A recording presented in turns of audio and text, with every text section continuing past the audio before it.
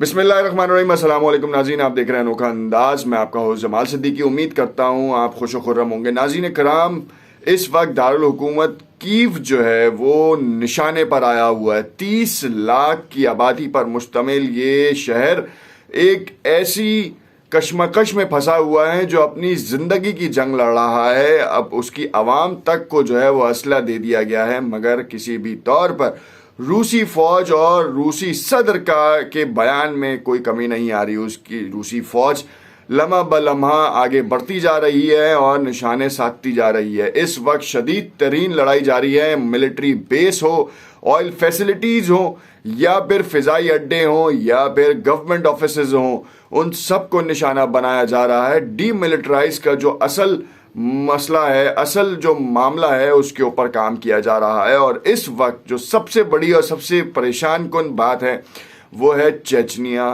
की इमदाद का ऐलान रूस के अपने कह लें दारुल हुकूमत मॉस्को में कुछ लोगों को गिरफ्तार किया गया है। वो क्या कहानी है, एक नई रविश निकल पड़ी है और उसके ऊपर रूस ने अपने लोगों के ऊपर यलगार ढाने का फैसला भी किया है, तो ये भी आपको बताएंगे। दूसरी जानिब चेचनिया वाला हिसाब किताब बताएंगे कि चेचनिया कैसे आगे आ चुका है।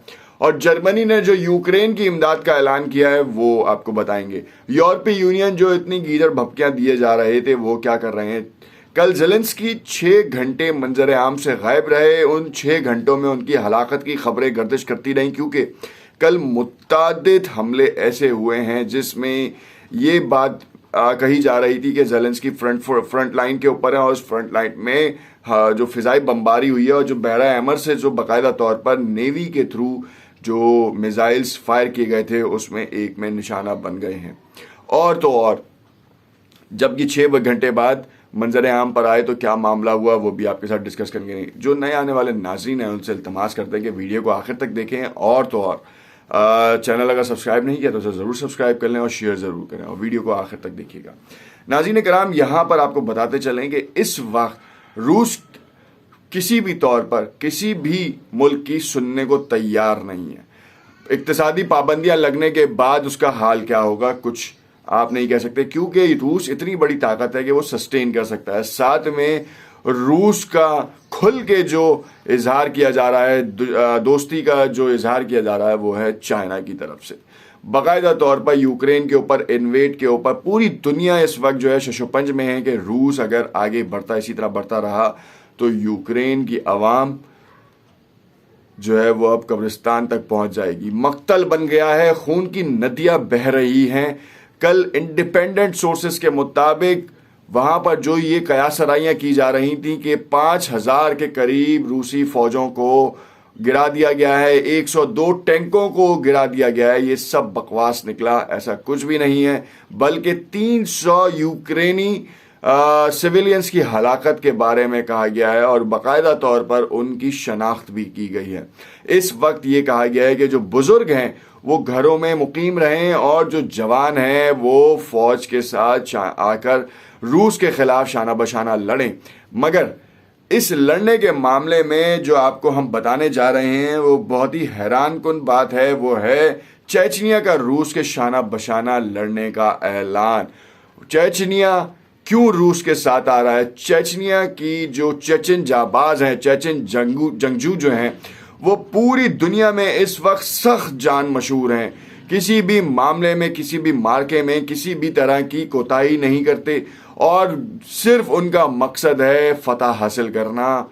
और मुसलमान हैं वो, आपको बताएं इसकी थोड़ी सी डिटेल्स में आपके साथ जाते हैं। रूस के पड़ोसी मुल्क चेचनिया ने रूसी फौज के शाना बशाना लड़ने का ऐलान करते हुए यूक्रेन में फौज तैनात कर दी है। रॉयटर्स के मुताबिक, हम नहीं कह रहे, इंटरनेशनल मीडिया बता रहा है, रॉयटर्स के मुताबिक चेचन जमहूरिया के सरबराह रमजान कदीरोव का यूक्रेन में जारी फौजी तनाज़े से मुतालिक रूस के शहर ग्रोजनी में सर्विस मेंबरान से खिताब करते हुए कहना था कि चेचन जंगजू यूक्रेन में तैनात कर दिए गए हैं। कदीरोव ने मजीद कहा कि चेचन फौजियों को अभी तक कोई नुकसान नहीं पहुंचा। रूसी अफवाज आसानी से यूक्रेन के बड़े शहरों पर कब्जा कर सकती है, बशमूल दारुल हुकूमत कीव। लेकिन रूसी फौज की पूरी कोशिश है जानी नुकसान कम से कम हो। ये अब इंडिविजुअल सोर्सेज तो पहले कह रही थी कि सिविलियंस को टारगेट नहीं किया जा रहा, मगर अब रॉयटर्स बाकायदा तौर पर, इंटरनेशनल मीडिया इस चीज को रिपोर्ट कर रहा है कि रूस की पहली प्रायोरिटी ये है कि रेजिडेंशियल इमारतों को ना नुकसान पहुंचाया जाए, कम से कम नुकसान पहुंचे। और हमने देखा कि रेजिडेंशियल इमारतें नुकसान उनको पहुंच रहा है। और तो और जो मिलिट्री, जहां पे मिलिट्री का कोई भी स्टांस या कोई वर्ड भी है तो उसको रूस नहीं छोड़ रहा, चाहे वो फिजाई बमबारी हो या फिर छापामार कार्रवाई हो, क्योंकि कीव के अंदर रूसी फौज पहुंच चुकी है। ये मुतादिद खबरें कि रूस पीछे हट गई, रूस भाग गई, रूस को डरा दिया गया, यूक्रेन ने बहुत बड़ा मामला कर दिया, ये सब बकवास है, झूठ पे मबनी है। सिर्फ लोग क्लिक बेट एक्टिविटीज के ऊपर बात कर रहे हैं। 500 तैयारे तो सीधा जो है उसने फजा में बुलंद कर दिए हैं रूस ने। तो इसका मतलब ये है कि बेलारूस की तरफ से जो बॉर्डर पैक किया गया, और तो और यूक्रेन का अपना फिजाई निज़ाम ख़त्म हो चुका है। कल ज़ेलेंस्की ने अब मंजर आम पर गायब होने से पहले जो है वो अमेरिका से कहा कि हमें मदद का तैयारा नहीं चाहिए, बाहर निकलने का तैयारा नहीं चाहिए, हमें फौजी साजो सामान चाहिए। तो इतनी बड़ी गीदड़ भपकियाँ जो आप दे रहे थे रूस की फ़ौज के ख़िलाफ़, तो वो कहाँ गई? रूस की फ़ौज का नुकसान तो आपने बताया ही नहीं। रूस के फ़ौज के हिसाब से जो आपने हिकमत अमली मुरतब की थी वो क्या हुआ? एक पुल उड़ाया गया जिसमें कहा गया कि रूस अब इन्वेड नहीं कर सकता, तो वो दूसरा लंबा रास्ता लेके, बल्कि लंबा रास्ता नहीं लिया उसने वहां पे फिजाई बमबारी शुरू कर दी। और वो उससे ज्यादा खतरनाक हो गई फिजाई बमबारी, क्योंकि रूस अगर टैंक लेकर आता वहां से, उस रास्ते से, या अपनी ब्रिगेड लेकर आता, तो उसको टाइम चाहिए था यूक्रेन के मुतादिद मुकामात के ऊपर हमला करने के लिए। अब फिजाई बमबारी में तो एक बम जो है मिलिट्री बेस के ऊपर गिरा, अगर उससे मुतसिल कोई रिहायशी इमारत है तो वो भी नुकसान पहुंचेगी। और हमने तवातुर से ये मंजर देखे हैं कि रिहायशी इमारतें जो हैं वो ज़मींदोज़ हो गई हैं और ज़मींबोस हो गई हैं। और तो और कुछ इमारतें तो ऐसी हैं जो अब रहने के किसी भी तौर पर काबिल नहीं है। 30 लाख कीव, मैं इसलिए कीव पे फोकस कर रहा हूँ कि क्योंकि इस वक्त कीव जो है वो उसको तहस नहस कर रहा है रूस।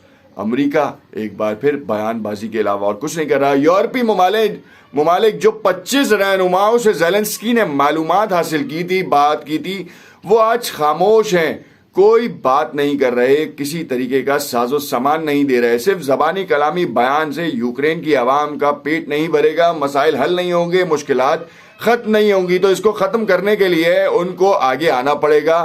फ़िज़ाई निगरानी के लिए कम से कम वो तैयारे प्रोवाइड करें, हेलीकॉप्टर्स दें और जंगी साजो सामान दें। जर्मनी ने 400 तैयारों, 400 रॉकेटों का ऐलान किया है। वो 400 रॉकेटों की वक़्त क्या है?